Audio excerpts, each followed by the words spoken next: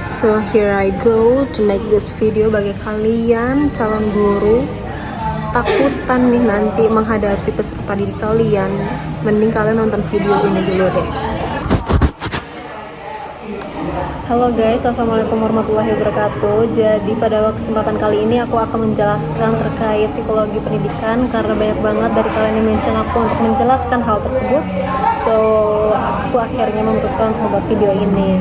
Namun bagi kalian yang belum mengenal aku, jadi perkenalkan, nama aku Rona Fitria. Aku dari Pendidikan Ekonomi C22 dengan IOP 1077. So without any further ado, let's go to the materi. Let's go.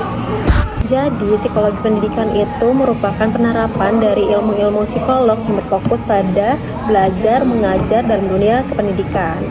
Atau biasanya psikologi pendidikan itu sendiri juga dapat diartikan adalah studi yang mempelajari tingkah laku manusia dalam belajar mengajar atau ya dalam berpendidikan. Psikologi pendidikan juga memiliki tujuan sebagai pedoman untuk menyusun strategi belajar. Selain itu juga psikologi pendidikan memiliki peranan untuk meninjau sisi psikologis pengajar maupun peserta didik. Ada banyak banget peran dari psikologi pendidikan. Yang pertama itu untuk menentukan strategi dan metode pembelajaran tentunya. Yang kedua ada mengevaluasi hasil pembelajaran. Yang ketiga membentuk perbandingan pendidik. Yang keempat membentuk prestasi belajar. Yang kelima memahami perbedaan siswa, karena kan siswa itu memiliki latar belakang yang berbeda-beda ya teman-teman. Yang keenam menciptakan iklim belajar yang kondusif. Yang ketujuh mengetahui keadaan emosi. Dan yang terakhir meningkatkan motivasi belajar. Setelah materi singkat tadi, jadi aku mau eksperimen atau mewawancarai orang-orang random di cafe ini, karena aku lagi di cafe. Jadi so let's go, kita bakal cari orang random.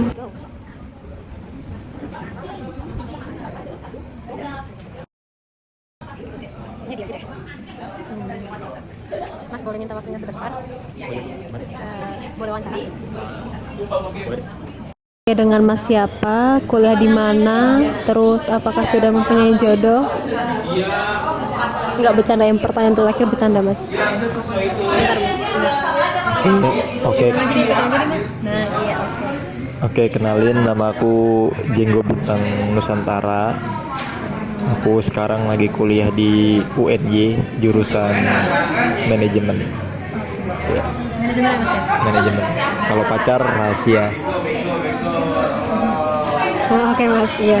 Mungkin bisa langsung ke pertanyaan aja. Jadi Mas sudah pernah dengar nama atau kalimat atau apalah tentang psikologi pendidikan? Belum Mas? Psikologi pendidikan udah pernah dengar belum? Jujur kalau tentang kata psikologi pendidikan sudah pernah dengar. Cuma baru dari dengar-dengar aja. Belum tahu artinya itu seperti apa. Oke, kalau gitu nanti aku bakal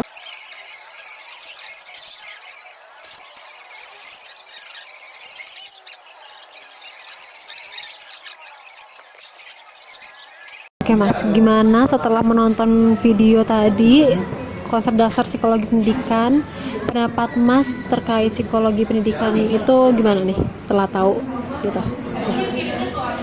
Oke, dari tadi yang udah saya tonton di videonya terkait konsep dasar psikologi, menurut aku sendiri, aku baru tahu nih, aku baru pernah memahami juga konsep dasar seperti apa. Ternyata konsep dasar psikologi itu untuk memahami tingkah laku anak-anak yang diajar itu seperti apa, agar guru itu bisa memahami tindakan-tindakan, dan mungkin ketika ada masalah setiap guru itu bisa memberikan penyelesaiannya, Atau evaluasi ya. evaluasinya, dan dia jadi mengetahui bagaimana cara membuat keputusan untuk menangani tindakan-tindakan anak-anak tersebut. Jawabannya agak di luar nalar saya, misalnya kayak di luar ekspektasi saya, karena kan baru aja nonton ya Mas ya. Iya. Tapi kayak udah langsung nangkap ya. Oke Mas, lanjut ke pertanyaan kedua ya Mas ya. Jadi menurut Mas itu apa sih peran dari psikologi pendidikan di era sekarang, yaitu era teknologi dan juga AI di mana-mana? Mungkin bisa Mas jelaskan secara singkat aja Mas ya. Oke, silakan. Kalau menurut saya sendiri, peran dari psikologi pendidikan ini saat ini urgensinya menurut saya sangat-sangat penting. Yang dimana saya sebagai mungkin mahasiswa dari generasi Z, generasi sebelumnya, dan mungkin besok generasi Alpha saat ini itu yang dimana sangat mengandalkan dari kemampuan AI maupun teknologi-teknologi ini. Nah, di sini peran dari psikologi pendidikan yang dimana yang harus dimiliki oleh seorang calon guru ataupun calon ibu itu benar-benar sangat penting. Jadi calon guru itu harus benar-benar mengontrol agar anak-anak yang dididiknya tersebut itu tidak selalu kecanduan atau tidak selalu condong berpikiran mengandalkan AI tersebut. Yang sebenarnya yang harus dipikirkan itu dari pengasahan pola pikir maupun pemikiran kita sendiri loh. Setidaknya seperti seorang itulah pentingnya psikologi pendidikan. Jadi guru harus memiliki peran tersebut untuk mengambil keputusannya seperti apa, bagaimana cara mengontrolnya agar anak-anak ini tidak selalu mengandalkan AI maupun teknologi tersebut. Walaupun hal itu bagus dan itu tidak bisa kita tolak dari perkembangan zaman saat ini. Itulah menurut saya seorang calon guru dan calon ibu harus memiliki dan juga memahami tentang psikologi pendidikan ini untuk mengambil keputusan berikutnya itu seperti apa. Mungkin seperti itu. Oke Mas, jawabannya sangat-sangat telah rinci ya.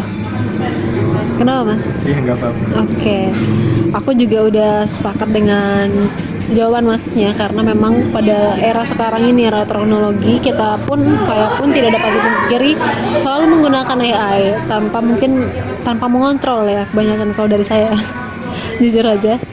Tapi yang aku rasakan dari penggunaan AI berlebihan ini adalah fungsi dari otak kita ini jadi pola pikirnya jadi kecil gitu loh untuk menjawab atau pertanyaan-pertanyaan yang sebenarnya simpel itu kurang kritis gitu. Jadi mungkin untuk pengguna AI atau kayak mahasiswa atau peserta didik dari luar sana, kita juga harus mengontrol diri kita, walaupun guru kita dan juga ibu kita selalu percaya nih ya, kayak dosen percaya nih jawaban-jawaban dari yang kita kasih ya, seperti itu. Dari aku sebagai mahasiswa sendiri, dari kitanya juga harus mengubah kebiasaan itu biar bisa ngontrol lah. Kalau misalkan apa-apa itu ya jangan terlalu cenderung menggunakan AI gitu. Ya dari kesadaran diri masing-masing aja seharusnya. Mungkin segitu aja Mas ya, sesi tanya jawab kita, discussion ya, diskusi kita. Terima kasih banyak udah menjawab soal-soal atau pertanyaan yang aku berikan kepada Mas. Mohon maaf kalau misalkan aku mengganggu waktu Mas lagi belajar ya. Iya, nggak apa-apa. Oke, thank you banyak ya Mas ya. Terima kasih banyak Mas. Oke, thank you. Iya, sama-sama. Oke.